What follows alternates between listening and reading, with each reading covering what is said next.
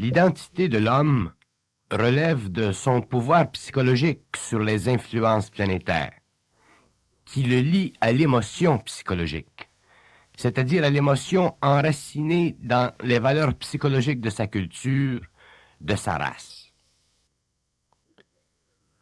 Le développement de l'identité de l'homme ne peut venir qu'avec la neutralisation plus ou moins avancée de ses besoins émotifs astraux face à la vie et à ses exigences colorées par l'émotion humaine. L'homme n'est pas un être parfaitement équilibré dans ses énergies. Donc, son identité ne peut être qu'en fonction de cet équilibre plus ou moins développé.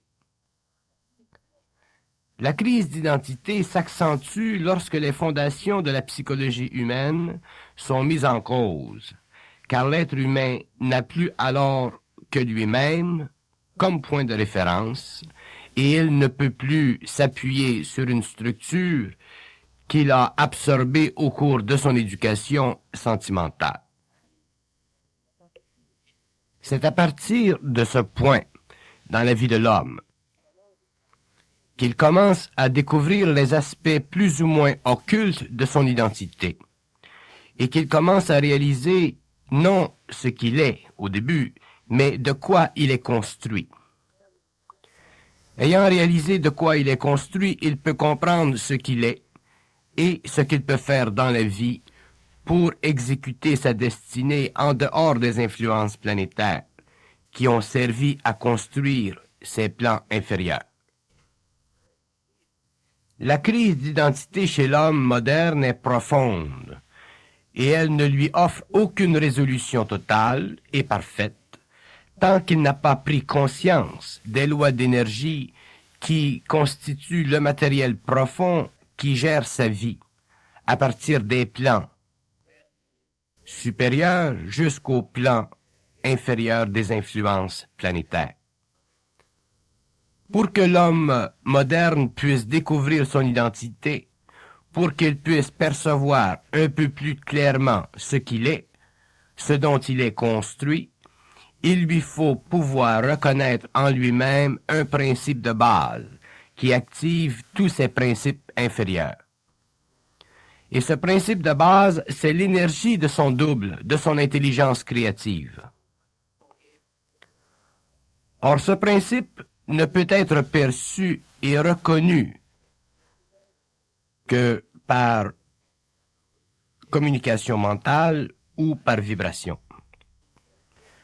Donc, pour que l'homme puisse découvrir son identité, il lui faut pouvoir, à un certain point, déjouer ou voir à travers l'expression intelligente et voilée de ce principe et s'appliquer à vivre de l'énergie créative de ce principe. Mais pour vivre de l'énergie créative de ce principe, l'ego ne doit plus pouvoir mettre en doute son action sur le plan matériel. Car s'il met en doute son action, il s'assujettit à l'astral ou à la réflexion du principe et se voit alors forcé de vivre ou de souffrir ce que nous pouvons appeler des tortures mentales, c'est-à-dire un amalgame de pensées de toutes sortes qui représente le conformisme de sa mémoire raciale et son opposition systématique à l'énergie créative de l'action née de l'identité de la conscience supramentale. Pour l'homme évolué, plus il recherche son identité, par contre, plus sa culture a sur lui d'emprise. Et plus cette identité devient difficile à acquérir, car il risque de perdre plus aujourd'hui que par le passé, dans cette recherche personnelle. À moins d'être suffisamment conscient intérieurement pour passer outre les myriades de formes qui affluent vers lui de l'extérieur et qui cherchent à le maintenir aveugle. Donc la crise d'identité telle que l'homme la connaît devient le défi éventuel de sa nature humaine contre sa nature cosmique et en plus la fusion éventuelle entre sa nature cosmique et sa nature humaine. Mais l'homme doit reconnaître le défi, sinon il risque de spiritualiser sa nature humaine à un tel point qu'il ne pourra jamais en découvrir le pouvoir caché. Il ne faut pas que l'homme oublie que sa nature dite inférieure l'est ainsi à cause des influences planétaires qui l'ont composée. Lorsque l'homme a réalisé ceci, il est prêt à affronter sa nature cosmique et à la canaliser selon ses besoins de plus en plus harmonieux. De sorte qu'il apprend avec le temps à reconnaître son identité, c'est-à-dire la qualité supérieure de son intelligence et la nature supérieure de sa volonté. L'homme a cru dans le passé que son identité pouvait être harmonisée avec les forces spirituelles, afin de lui donner l'unité qu'il recherchait pour être heureux sur la terre. Et pourtant, tous les efforts mystiques et spirituels de l'humanité ont amené l'homme à une force d'aliénation psychologique plus ou moins définitive et plus ou moins doucereuse. L'homme a besoin de reconnaître, de vivre librement en dehors des influences planétaires, bonnes ou mauvaises, car il a besoin d'exprimer ce qui est en lui totalement nouveau. Et lorsque l'on dit nouveau, l'on veut dire ce qui ne fait pas partie de sa mémoire. Ce n'est que lorsque l'homme vit de nouveau et de renouveau qu'il apprend à mesurer son intelligence et sa volonté créative et découvre que sa vie et son identité font partie intégrale de sa conscience dite supramentale. La difficulté qu'éprouve l'homme dans la découverte de son identité est due au fait qu'il n'a pas de preuve suffisante de la réalité de son double. Mais il ne réalise pas que la faiblesse de la preuve est liée justement à l'influx des influences planétaires qui servent de matériel à sa conscience psychologique et subjective. Ceux qui, pour des raisons de travail particuliers, ont connu la preuve, l'expérience absolue, ne sont pas marqués par cette difficulté, mais par contre sont obligés, à cause de la profonde relation qu'ils ont avec le double, de faire le don de leur personnalité. Donc, d'un côté ou d'un autre, l'homme est obligé d'avancer lentement ou de souffrir brutalement dans la découverte de son identité. Tant que l'homme doit reconnaître la différence entre le bien et le mal, pour être sûr d'être sur la voie qui le mène à la découverte de son identité, il est obligé de connaître, jour par jour, la crise d'identité. Car cette crise naît de son alliance avec la psychologie de sa race, de son peuple. L'être humain doit dépasser la condition psychologique de son expérience raciale pour avoir accès à la réalité de son double, c'est-à-dire à l'énergie de sa conscience supérieure. Mais cela sans perdre contact avec lui-même, c'est-à-dire sans être soumis d'aucune façon à quelque impression qui soit qui chercherait à lui enlever le choix de vivre pleinement. Dès que l'homme perd le choix de vivre pleinement sa vie, il succombe à une influence planétaire en lui qui fait partie de sa conscience spirituelle. Or, la conscience spirituelle de l'homme, c'est la totalité des influences planétaires sur sa conscience égoïque. La somme totale des plus hautes influences astrales.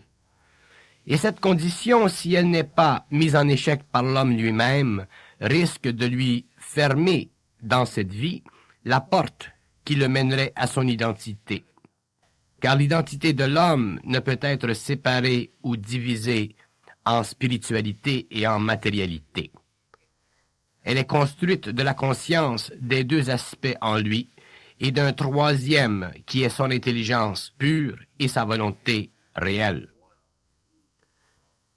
L'identité de l'homme est au-dessus de la polarité de sa conscience spirituelle et matérielle. Tellement au-dessus que plus l'identité est grande et profonde, plus l'homme est au-dessus de sa conscience spirituelle et matérielle. Et plus il les connaît bien, toutes les deux, afin de s'en bien servir. Donc, l'identité de l'homme, sa crise, est le reflet de son incapacité de tenir à la fois dans sa main gauche et sa main droite le fer de la matérialité et le baume de sa spiritualité. Et pourtant, les deux sont importants car les deux font partie de l'expérience de sa nature inférieure. Mais l'homme croit que sa spiritualité fait partie de sa nature supérieure, car il ne peut comprendre encore que l'intelligence et la volonté sont au-dessus de cette nature, et que ce n'est que lorsque sa nature inférieure a augmenté dans son pouvoir de perception qu'il peut faire descendre dans sa nature inférieure l'intelligence et la volonté dont il a de besoin pour l'enrichir et donner à sa vie, sur le plan matériel, le pouvoir dont elle a de besoin pour vaincre les obstacles d'une civilisation sophistiquée et mécanique. La crise d'identité de l'homme moderne constitue le grand signe avant-coureur d'une prochaine évolution. Il ne reste plus à l'homme qu'à découvrir les indicateurs qui lui serviront de guide pour percer avec finalité le voile de l'insécurité psychologique qui résulte de cette crise aiguë. L'homme n'a pas conscience réelle, donc il ne peut réellement s'apercevoir de ce qu'il devient que lorsque l'énergie de sa conscience, que l'énergie de son double commence à faire obstacle à la mécanicité de son ego. Ceci est la première preuve donnée à l'homme nouveau. Viendra ensuite la phase où il devra contrôler l'énergie afin de la canaliser pour son bien-être. Mais il ne pourra la contrôler que lorsqu'il aura bien compris ces deux aspects inférieurs, le spirituel et le matériel, et qu'il aura donné à ces deux aspects la place qui leur revient, sans s'enlever à lui-même le bénéfice de la liberté. C'est alors que l'on pourra dire que l'homme découvre son identité, car cette découverte d'identité coïncidera justement avec l'équilibre en lui du spirituel et du matériel.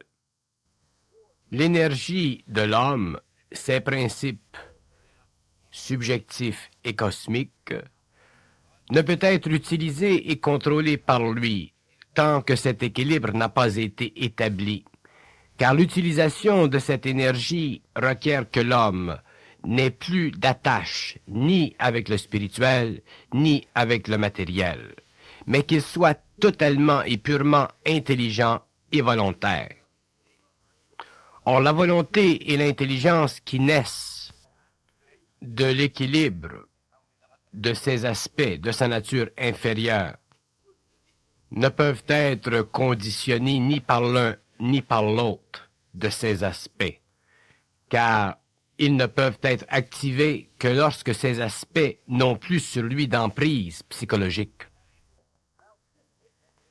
Ces aspects doivent être restreints dans leur pouvoir d'influence sur l'intelligence et la volonté de l'homme. Il est alors dans son identité. Il est alors supraconscient. Il est alors aux portes de l'immortalité de sa conscience. La crise d'identité de l'homme est simplement le début de son évolution. Car non seulement doit-il découvrir son identité, mais il doit aussi découvrir son lien éventuel avec les forces organisationnelles de l'évolution. Et cette découverte ne peut être faite que lorsque l'homme aura parfaitement intégré en lui-même l'énergie de ses principes supérieurs avec celle de ses principes inférieurs. Or, ces principes supérieurs sont l'intelligence, la volonté et l'amour.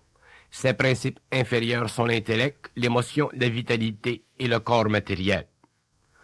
Pour que l'identité de l'homme soit cosmique, réelle, c'est-à-dire parfaite, il lui faut naître à nouveau, c'est-à-dire cesser de vivre de la mémoire de ses principes inférieurs et commencer à vivre de l'énergie de ses principes supérieurs à travers ses principes inférieurs.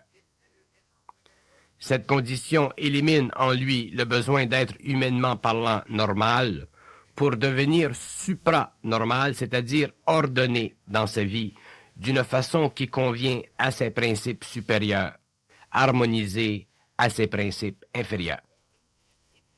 Mais le passage d'une conscience à une autre est tellement tortueux que l'être normal ou la conscience normale a de la difficulté à se supranormaliser, car trop de mémoire, trop d'influence planétaire la retient.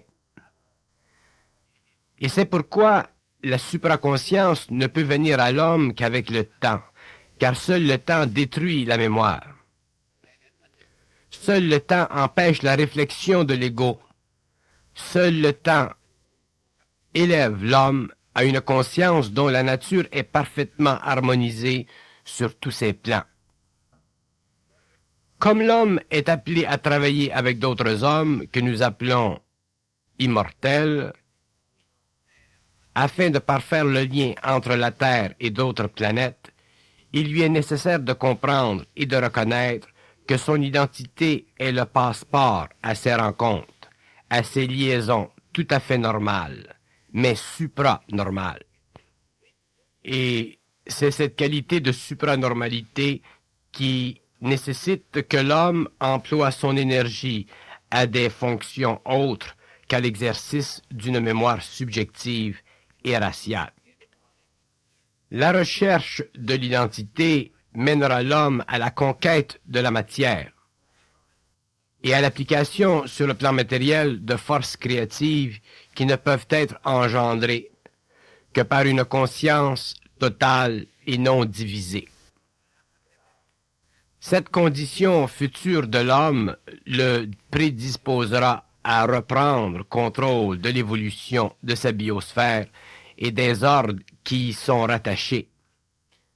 Sur le plan personnel, la crise d'identité de l'homme moderne deviendra aiguë avec le temps chez les peuples les plus civilisés, car la dislocation psychologique créée par la technologie et ses conséquences sera trop grande pour le commun des hommes et forcera ce dernier à recourir à d'autres voies qui lui sont présentées en temps et lieu pour son évolution et la découverte d'une réalité cosmique plus près de lui qu'il ne peut se l'imaginer aujourd'hui. La crise d'identité coïncidera chez l'homme avec un événement majeur dans sa vie, et de cet événement découlera son évolution future. Tout être humain possède à son insu une vibration qui le lie à l'invisible, et cette vibration peut, quoiqu'il ne s'en rende pas compte, au début, altérer sa psychologie en profondeur, afin de lui faire reconnaître de plus en plus les illusions profondes de sa réalité psychologique. La personnalité de l'homme est sujette à être renversée dès qu'il passe à un stage d'évolution plus avancé, car il est obligé à ce stage de reconnaître par lui-même qu'il n'est pas ce qu'il a cru être.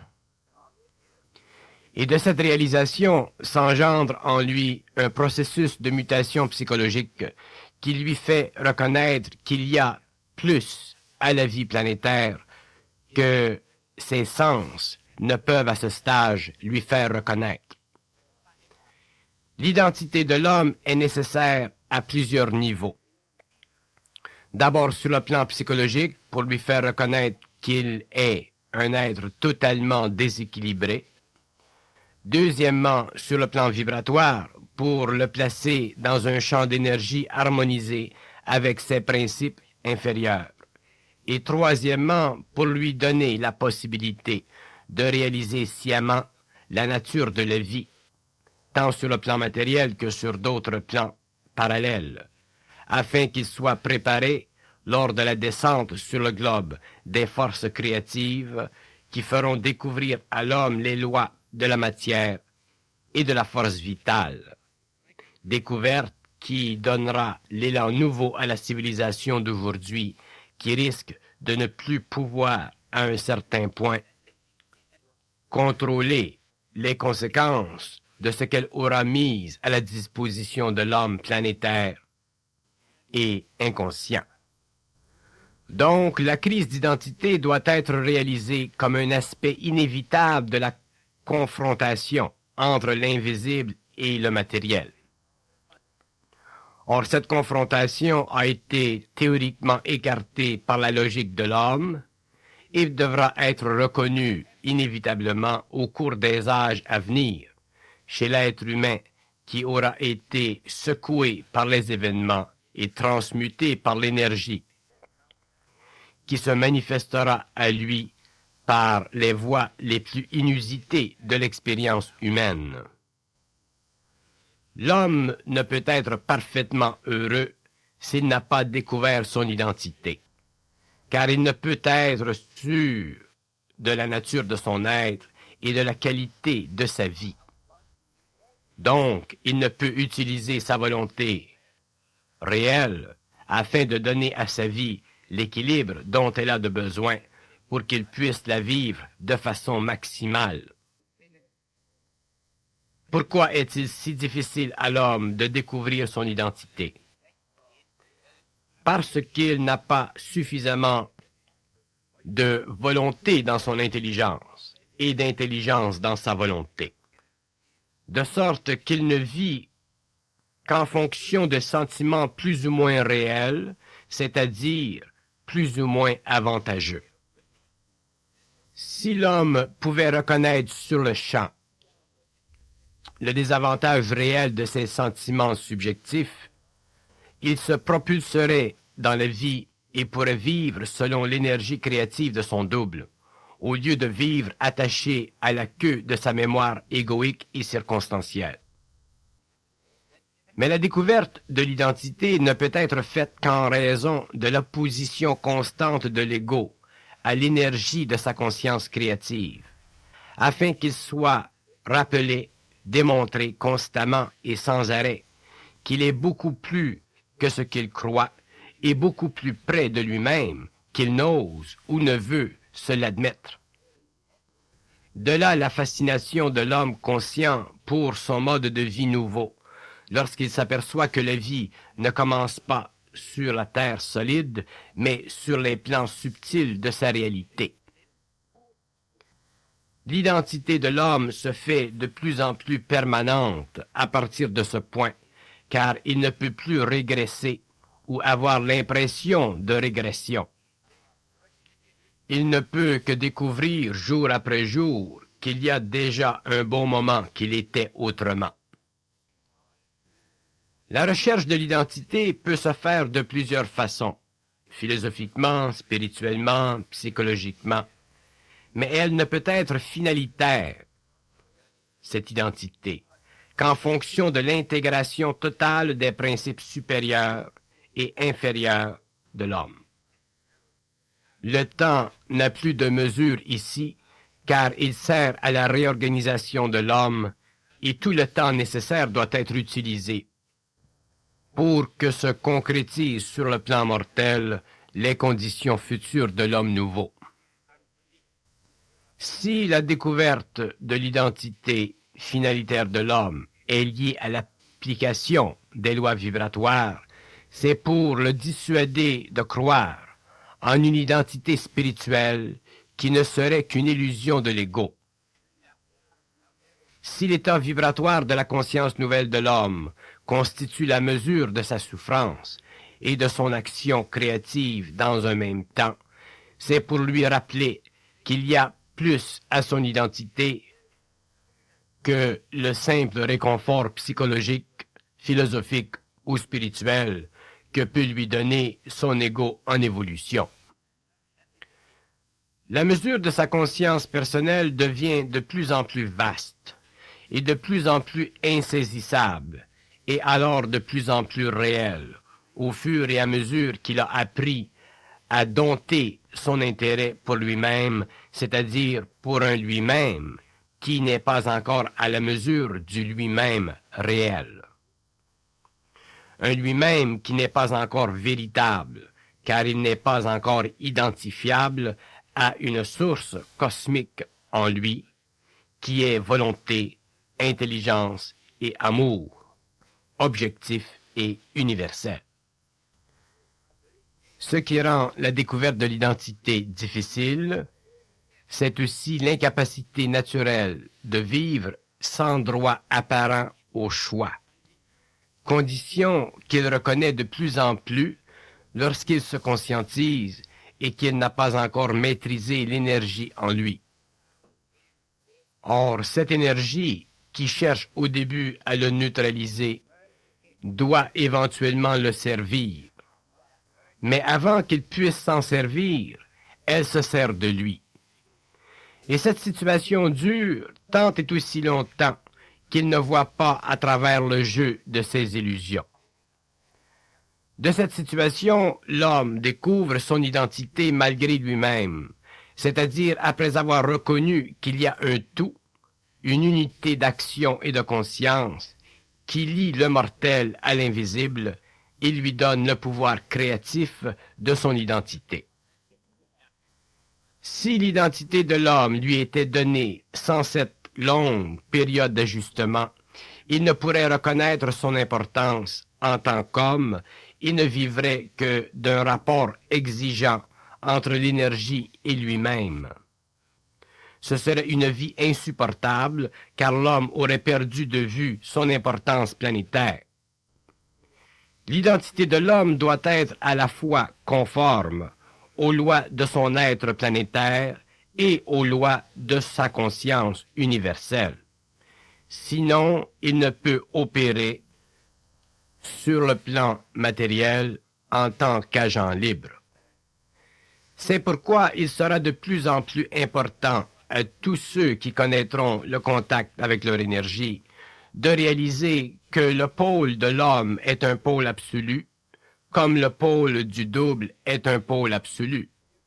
Sinon, il y aura dissolution psychologique du pôle humain, perte totale d'identité réelle, remplacée par le phénomène très courant de la possession astrale et planétaire invisible. L'identité de l'homme est une caractéristique nouvelle de la nouvelle humanité. Il ne peut être trafiqué pour une fausse identité qui relève des influences planétaires. L'intérêt de l'homme pour lui-même, conscient, est absolument important afin d'empêcher que des forces de basse vibration fassent interférence avec l'évolution et emploient des stratagèmes douteux et équivoques qui pourraient donner à l'homme l'impression d'être réel. Lorsqu'un homme est réel, il est réel vis-à-vis lui-même et non nécessairement vis-à-vis les autres. Si les autres sont réels, il y aura union de leur esprit, sinon la séparation sera inévitable dans le temps. L'identité ne peut être forgée, trafiquée, alimentée ou construite à partir des plans inférieurs de l'homme, car elle est le produit au début de la prise de conscience qui naît de la descente sur les plans inférieurs de l'énergie créative de l'être cosmique dans l'homme. Toute influence chez l'homme à partir de plans inférieurs faisant partie de sa conscience planétaire, quelque occulte qu'elle soit, ne peut qu'élever devant ses yeux un voile d'illusion que seule l'énergie de sa propre intelligence, de sa propre volonté peut détruire. Si l'homme perd conscience de lui-même sur un plan psychologique, ce n'est pas pour prendre fausse conscience de lui-même sur un autre plan psychologique. Sinon, à quoi sert à l'homme d'évoluer? Il n'a qu'à passer d'une illusion à une autre.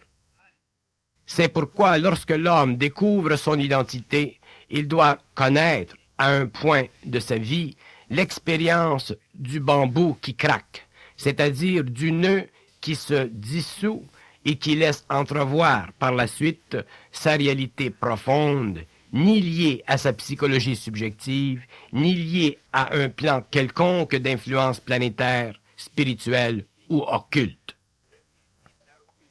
L'identité de l'homme requiert un haut niveau de compréhension de son égo-réalité, c'est-à-dire de son égo-intelligence. L'intelligence de l'ego, plus elle est réelle, plus elle est insaisissable psychologiquement, et plus elle est réalisable dans l'action. Le lien entre l'intelligence et l'action est de grande importance car il implique un désengagement psychologique, c'est-à-dire un désengagement émotif, subjectif ou astral. C'est alors que l'ego transpose sa réalité dans le matériel, à partir de sa source dans les terres. L'identité de l'ego est un phénomène plus ou moins avancé selon l'évolution de l'ego, du rapport étroit entre le double éthérique et l'homme. Lorsque l'ego découvre son identité réelle, son esprit est en paix, c'est-à-dire que l'énergie du double est en harmonie avec ses principes inférieurs. L'esprit de l'homme, c'est la totalité de ses principes inférieurs. Lorsque ces principes sont harmonisés avec le double, l'ego est en état de conscience avancée, de conscience pure, car il n'y a plus d'influence planétaire ou astrale sur lui. C'est à partir de ce moment que l'homme se découvre dans sa créativité, dans son intelligence créative, et qu'il reconnaît la nature de son identité réelle. Il est évident que l'être humain, au cours de l'involution, a cessé d'être lui-même, au fur et à mesure que le contact entre lui et son égo-réalité, ou son double, a pris une tournure inversement proportionnelle à son intelligence réelle. C'est pourquoi le problème d'identité est devenu le problème majeur de l'humanité. Tant que l'ego ne pourra enregistrer en lui-même la totale manifestation de son double, il ne pourra se savoir en tant qu'être identique à lui-même, car il ne pourra faire la différence entre l'illusion de sa personnalité et la réalité de sa personne.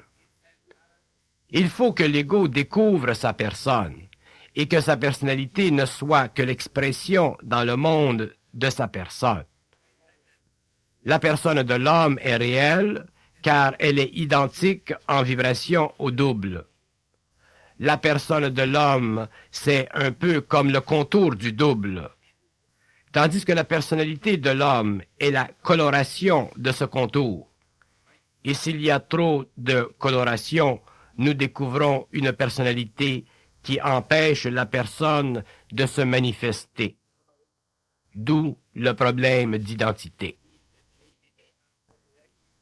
Les sciences ésotériques ont voulu donner à l'homme un aperçu de sa personne, pour lui permettre de sortir de sa personnalité, pour investiguer ou toucher du doigt les aspects cachés de sa personne. Mais elles n'ont pu, car ce n'était pas le temps, rendre l'homme conscient, c'est-à-dire parfaitement en harmonie avec son double, qui est encore plus caché que sa personne. Donc, la recherche de la personne au-delà de la personnalité a créé un mouvement pour le retour de l'homme à sa source, mais le travail n'était pas terminé. Pour que l'homme prenne conscience de sa personne, il lui faut que le double enregistre en elle son impression, sa vibration, pour que la personne soit totalement ajustée à la personnalité, afin que l'homme puisse découvrir son identité. Voilà pourquoi les êtres les plus avancés sentiront dans l'avenir que les écoles anciennes, ou les philosophies anciennes, ou les systèmes anciens et ésotériques ne sont plus suffisants pour lui, Et c'est à partir de ce point que l'homme sera obligé de vivre seul la pénétration de l'énergie du double à travers la personne pour enfin transformer la personnalité. Ce mouvement de l'énergie dans l'homme créera un lien entre le double et l'ego, et l'homme découvrira son identité. Il sera alors créatif. Avec le temps, la vibration du double devenant plus subtile et plus pénétrante, l'homme deviendra créateur. Mais avant qu'il devienne créateur, il devra devenir créatif, car la créativité est le rapport parfait entre le double, la personne et la personnalité, alors que la création est le pouvoir du double sur le plan matériel. Mais pour que le double puisse agir sur le plan matériel, il faut que l'homme soit dans son identité, c'est-à-dire qu'il reconnaisse sa personne au-delà de sa personnalité et qu'il puisse vivre en harmonie parfaite en tant que personne avec l'énergie puissante et créative du double. Sa personnalité alors n'est qu'une manifestation de sa personne et l'ego n'est plus prisonnier d'elle, c'est-à-dire qu'il n'est plus astral dans son intelligence. Car lorsqu'il y a de l'astralité dans l'intelligence de l'ego, sa personne ne peut se manifester parfaitement. Donc, sa personnalité est plus ou moins réelle. C'est pourquoi il a de la difficulté à réaliser son identité, qui est le rapport entre ces trois aspects de lui-même. L'identité de l'ego correspond plus ou moins à sa conscience personnelle, car elle est constamment assujettie à des pensées astralisées qui n'ont pas de pouvoir. La pensée est un pouvoir, mais elle perd son pouvoir dès que la personnalité implique sur la personne une perte de résonance. Car c'est par la personne que la pensée peut devenir active et créative. Et si l'homme ne réussit pas à se lier au niveau de sa personnalité à sa personne, ses pensées, au lieu de l'aider à dépasser les illusions de la forme, auront tendance à amplifier la forme, et c'est ce processus chez l'homme que nous pouvons appeler la conscience astrale, ou la conscience astralisée, ou encore la conscience planétaire. Or, la conscience astralisée de l'homme perd de son pouvoir sur la personnalité lorsque l'ego perd le goût ou le désir de contrôler sa destinée. Ceci n'est pas facile pour l'ego car il ne réalise pas que ce qu'il est n'est qu'une fabrication instantanée de son double à travers sa personne, envers ou contre sa personnalité.